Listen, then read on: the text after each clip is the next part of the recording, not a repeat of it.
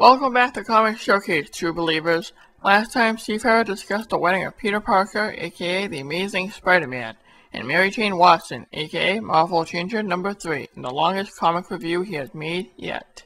While avoiding one more day like the plague, he talked about how the wedding showed that our favorite spandex-wearing heroes were human to the core. The comic reinforced the tried and true Marvel ideal that their stories aren't just about fighting the good fight. It's about living our lives and balancing it with superheroics. The year is now 1997. Dude, Marvel in the 90s was awesome! You had things like Cable being awesome with his epic, huge guns. It was all righteous. Daffy? So many crossovers that were just so radical. And so many great characters and exciting storylines. It was enough to make even this dude quack with joy, man. Daffy! What? I don't know this Daffy of which you speak. I'm the 90s duck, dude!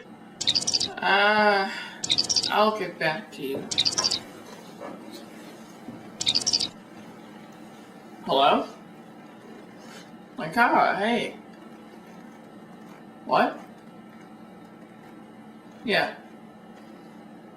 Yes. What was that all about, dude? That was Linkara. He wants you to stop doing that. And if you don't, he'll blow up your house with Comic-Con 1. Can he really do that? Do you want to tempt fate, Duck Boy?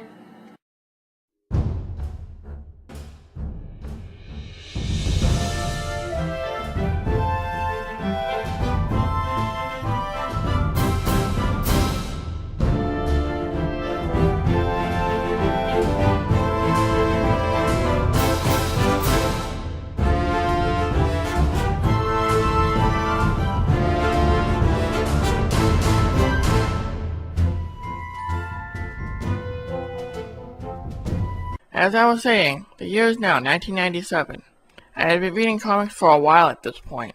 I was enjoying classic characters like Spider-Man and the X-Men, and reading the adventures of new ones like Darkhawk and the New Warriors. The characters were larger than life, and by 97 I had begun expanding toward the other corners of the Marvel Universe. Then, the unexpected happened. The combined negative emotions from the Master of Magnetism Magneto and the world's most powerful telepath Charles Xavier became an entity known as Onslaught. Onslaught ravaged his way throughout the Marvel Universe, making short work of the X-Men, and thus tying up the loose end from the early 90s when the time-traveling mutant Bishop witnessed a recording of what he thought was the end of the X-Men. During the climax of the Onslaught saga, the Avengers and the Fantastic Four seemingly sacrificed their lives to put an end to the psychic monster. Instead of dying, they ended up being drawn by image artists, and we got this. I think that's a fate worse than death. The Heroes Reborn tale is a story for another time. Right now, the Marvel Universe was missing its heroes, and someone had to step up to take their place. Typical ungrateful Marvel citizens, they don't realize they still have Spider-Man, X-Men, and a couple other Z-list superheroes they have their back. With Earth's heroes gone, the Thunderbolts entered the fray in the pages of Incredible Hulk 449. Readers were left wondering, who were these new heroes? Were they friends? Were they foe? Didn't they know that the big shoulder look was out? Who were they? Created by Kirk Busiek and Mark Bagley, the team was billed as a group of superheroes designed to protect Earth in the wake of the Onslaught saga. Most of the characters appear to be reimagined versions of the Avengers. Take Atlas here, for example. He bears a striking resemblance to Marvel's other giant man, Black Goliath. I kid. It's Giant Man.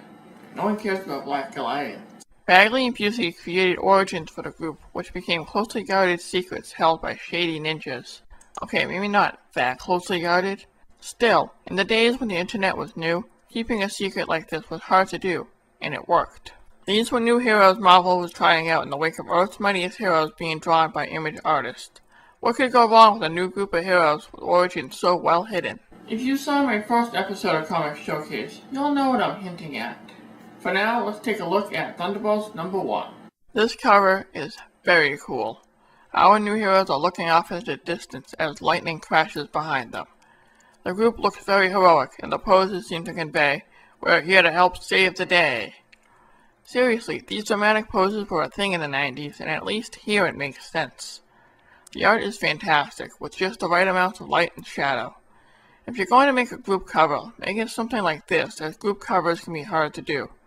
This cover deserves its praise as one of the most iconic covers of Marvel's books in the 90s. Check out the caption. Discover the shocking secret behind Marvel's newest champions. They're all clones. No, they're not clones. I wouldn't do that to you, viewers. Or would I? We begin our story with a news report, and behind the reporter we see...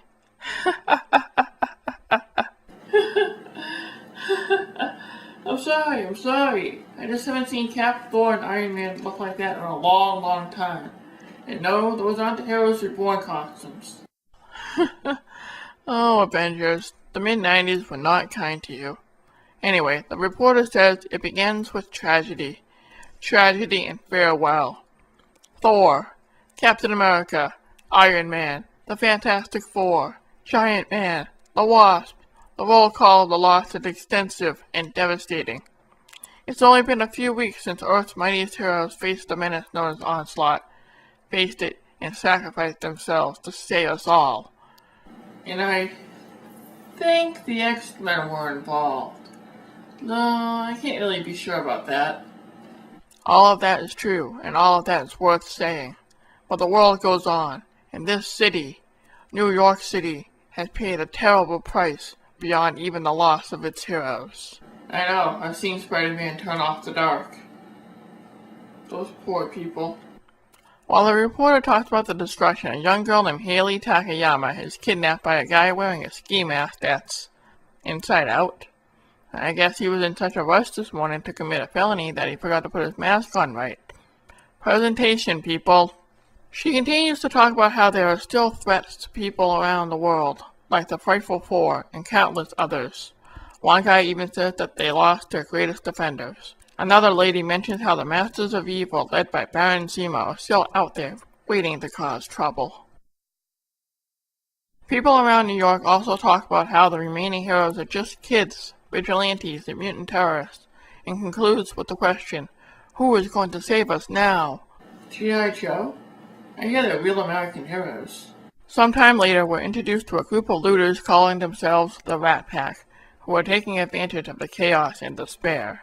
They talk about all the stuff they stole, and suddenly they are interrupted. They turn around and see a man brandishing a sword on Spang Lee's shoulders. This guy is Citizen V, leader of the Thunderbolts, and he is pissed. Unimpressed, the thugs remark that he's outnumbered and is no match for the group. However, Citizen V is far from being alone. The next page has a fantastic splash page showing the group. We have, from left to right, Songbird, Mark 1, Meteorite, Techno, and Atlas. I am eternally grateful that none of these 90s characters have the names Gunstar or Bloodrock. Chances are someone is going to make those two now. Alright, let's see what these new heroes can do. Lights! Camera! Action! The Thunderbolts make their move as the Rat Pack makes their first mistake in attacking Atlas. The group banters among themselves as Citizen V leads the charge. The battle appears to be one-sided as the group decimates the gunmen. And as the battle rages, the lone cameraman records the Thunderbolts in action, and news about the heroes spread like lightning. At the mayor's office, an aide named Dallas Reardon gets a call from Robbie Robertson of the Daily Bugle. Dallas gets word about a super battle in one of the ruined neighborhoods and asks which one of the city's remaining heroes was involved, and is shocked to find out that new heroes are saving the day. Elsewhere, the Thunderbolts have the Rat Pack cornered as they attempt to flee. Citizen V orders Mark 1 and Songbird to take off after them. As they get close, the Rat Pack short out Mark 1's armor, and he gets saved by Songbird. He says thanks and promptly pays back the pack in kind, with anesthetic gas-filled buckets. Phew! No over-the-top 90s lines. We're 12 pages in, and we're making great progress here. With the Rat Pack trapped like, well, rats. There's no other way to say it, I'm sorry. They do the only thing they can do. Refuse Citizen V's surrender plea and run away. Thinking fast, Atlas shrinks down to normal size and a blast collapses the tunnel they were entering. Atlas, of course, is a wee bit frustrated, and Citizen V remarks by saying that their presence is now known. And let these felons know that the city is under Thunderbolts' protection. That'll do. For now. Yes, and then we'll get the television series deal, action figures, and maybe, just maybe, a movie directed by Joss Whedon. And then our plan will come to fruition. Ha ha ha ha ha ha! Later, we find our heroes resting in a room above a pizza joint, and Techno seems less than thrilled about the surroundings. In fact, he almost blows the team's secret by saying, "In fact, why don't we just..." And Citizen V shoots him a look. Just what? Break into Avengers Mansion or something? Come on, tell me. The suspense is killing me. Meteorite and her sentient hair observe Mach 1 and Songbird talking about the save she did in the heat of battle. Songbird says that she was nervous, and he says she was a natural. In fact, he's going to take her out back to show her some combat maneuvers. Whew! The sexual tension's through the roof. Wow. She finds herself in Techno's room now, where our Technophile is being waited on by R2-D2? Okay. Meteorite is annoyed at the small robot and how helicopters found the Thunderbolts' lair. Without a second thought, she destroys the robot. Citizen V exclaims that the press is here now and want explanation. Citizen V tries to calm the excited crowd as they wonder if they are the newest heroes. He then says, "One question at a time, please," and explains how he is the grandson of the World War II super Citizen V, and that they're all trying to do their best in a troubled world. CV then introduces the group, and a barrage of questions began. The gist of it is that the Thunderbolts aren't around to replace the Avengers or any of the other fallen heroes. Also, while there are other more experienced heroes, the Thunderbolts just want to add on to the ranks. Finally! Someone in New York praises the other heroes. Give this guy a medal. The questions continue when the team gets a call to action, and of course the press eats this up as they selflessly throw themselves into harm's way. Elsewhere, Dallas is on the phone with PR people as everyone in the city watches the Thunderbolts rush into action. The person on the other line exclaims that this team is going to be big. The team arrives at Liberty Island, and it turns out it was a trap orchestrated by members of the Masters of Evil who call themselves the Wrecking Crew. And it looks like they're back and have been revamped for the 90s. Minus the shoulder pads and pockets, of course. But what is up with Bulldozer's helmet? Weird. Techno exclaims, "The Wrecking Crew? We can't fight them. They're..." And Citizen V interrupts him. Again. This wouldn't have anything to do with that deep, dark secret now, would it? The Thunderbolts and the Wrecking Crew fight, and civilians unfortunately get caught in the crossfire. Songbird explains that she's got them, but Bulldozer asks, "Who's got you?" Wrong superhero! Atlas smashes Wrecker when he gets a wrecking ball to the face by Thunderball. The crowd can't believe the audacity of the gang attacking Lady Liberty, as the statue explodes with a loud "Thakum!" Our heroes fear that they can't fight them head-to-head as the Wrecking Crew gloats about their destruction. Mach 1 uses knockout gas to knock out the crew, while Songbird uses her hard sound construct to trap the gas around their heads. Suddenly, Bulldozer finds himself alone as Atlas rises from the harbor, bigger than he was before. Someone's doing a red, sticky smear on Liberty Island. I can feel it. Atlas hits Bulldozer and... looks like Bulldozer's blasting off again! The dust settles and the Thunderbolts revel in their victory. The Statue of Liberty is saved. It's missing an arm, but it's saved. The crowds all cheer as the Thunderbolts wave to the crowd. The story, however, is not ending here. Dallas makes her appearance on the island and offers to welcome the Thunderbolts to the city on behalf of the mayor. Citizen V offers his thanks and says that there is still much more work to be done as the Wrecking Crew is hauled away to the vault. Later, our reporter friend returns and we see glimpses of the team restoring the Statue of Liberty's arm and fixing her up. And wouldn't you know it, merchandising for the Thunderbolts gear has already hit the city streets. That didn't take long. We also get some man-on-the-street reactions from the other heroes of the Marvel Universe. Spidey. Believe me, the Wrecking Crew are no pushovers, and I've got reason to know. After the way the T-Bolts handle them, well, they're okay in my book. The New Warriors. The more the merrier. Black Widow. I think it is a very good thing that new champions arise when others have fallen. Now, if you'll excuse me. I need to figure out why I haven't reformed the Avengers. I mean, There's like 50 of us. Our brave new heroes watch as the news reports praise the heroics of the Thunderbolts. The nation, no, the world, has declared them the new heroes of the age. Citizen V walks in, unmasked. The team is shocked by his appearance. He says that he should put on a mask, but not the one that millions have come to trust today. It is an older one with a more sinister history. Here it comes, the big reveal, something we've waited 30 plus pages to find out. Let's take a look. The old masked Citizen V refers to none other than the mask of Baron Zemo, leader of the Masters of Evil, an arch enemy of Captain America. He then reveals who the Thunderbolts really are. Other Masters of Evil are named Fixer, Beetle, Screaming Mimi, Goliath, and Moonstone. In time, my friends, the world will discover what a viper it has clasped to its breast. Ew. But by then, it will be too late, said Zemo as Haley remains in her cell. Wow. Let's talk about the impact this comic's had. Well, I guess some time and all. There's quite a bit you can say about Thunderbolts #1. It's a very good story with an amazing twist that no one saw coming.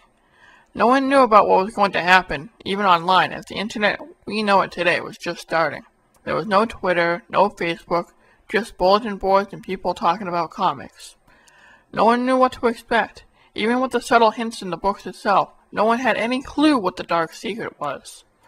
Critics everywhere agreed that the book was very good and remains critically acclaimed to this day, except for that one lame arc where the characters of the book were replaced by random wrestling characters.